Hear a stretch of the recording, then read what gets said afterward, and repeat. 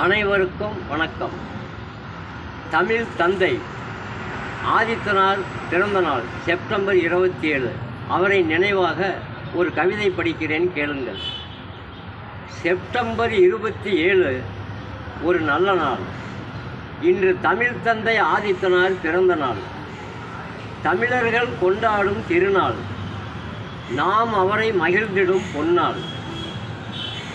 நாம் அவரை வணங்கி மகிழ்ந்திடும் பொன்னாள். தமிழுக்கு அர்ப்பணித்தார் தன்னை, அவர் தமிழாரோர் கவர்ந்தது என்னை.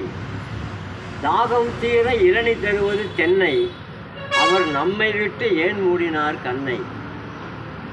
ஆலயத்தின் முன்னாலே மகா நந்தி, இன்று நாளிதழில் புகழடைந்தது தினத்தந்தி.